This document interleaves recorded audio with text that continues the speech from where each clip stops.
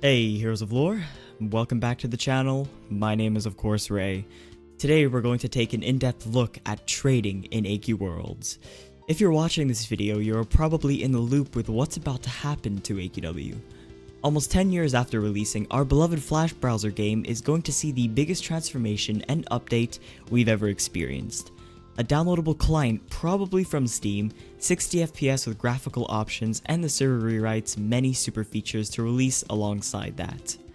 That being said, trading is a feature that has been essentially revealed to make its way into AdventureQuest worlds at that point in time.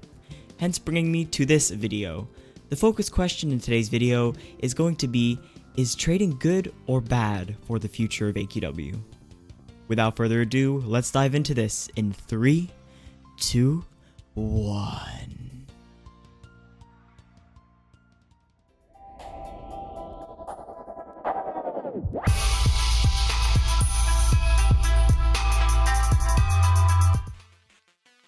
Welcome back, ladies and gents, to the video.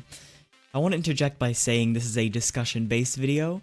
I've done a handful of these in the past, and they have been wildly successful amongst the community, so I will continue to do them as we move forward. The last interjection I have partially scripted this video to keep it within a reasonable length for you guys. Also, watch this video with a neutral mindset on the topic. For example, I am at the moment neither for or against trading. By the end of the video, however, you will know my stance on this coming to the game. Voila. The first point I want to bring up, at least you wouldn't need to farm Blinding Light of Destiny or avoid HIGHLORD. This is without a doubt its biggest flaw. It destroys the whole concept of farming and having the pride when you equip the farmed item, knowing that you worked hard for it. That the player looking at your equipped item is in awe that you have such a hard to obtain item on you in the first place. That mentality will totally disappear with trading. Who knows now if said item you are wearing was farmed for or merely traded. The next point I want to bring up is something that was brought to my attention on Twitter that I previously didn't think about. An economic aspect to trading. Not item for item trading, but farming for an item then selling it for adventure coins. And the value of the ACs increases if the item is, for example, perma-rare or seasonal.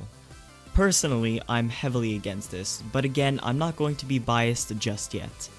If someone buys a rare item from, say, a Quibble shop for 2,000 adventure coins and decides 3 weeks later to sell, the value of the item will have increased to 3,000 adventure coins because it's now rare. The player that then buys the item for 3,000 adventure coins off the player that is selling it, just made 5k ACs of profit on one singular item. It's good for them, maybe good for the perspective of some players, but bad for AQW as a whole. Up next should be an eye-opener to many of you watching. Trading can be amazing for the game if it's planned and implemented very, very carefully. It's as sharp as the tip of a 5,000 degree knife. NecrosX over on Twitter mentioned a pretty interesting metaphor. Either trading is our saving grace, or the death of AQW. It's like Russian roulette, to be honest. Very good point you made there, and in my total opinion, this requires the most amount of attention on the part of Artix Entertainment if they're going to implement this in a game that is almost 10 years old. The community will not stand for stuff that is done wrong, and at the same point, they don't want to lose the integrity of their game that has been around for such a long time. The next point, rarity system. To prevent players from trading a non-rare item that's easy to obtain, for example, from an in-game boss that will be staying versus trading a boss drop from a rare event, you can only trade a rare with a rare or an epic with an epic. This, however, in my opinion, is still extremely flawed. You can let me know your thoughts on this point down below.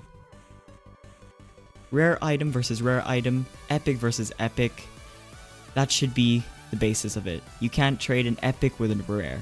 That is a fundamental fact that should be implemented if trading is going to come to AQW after the server rewrite.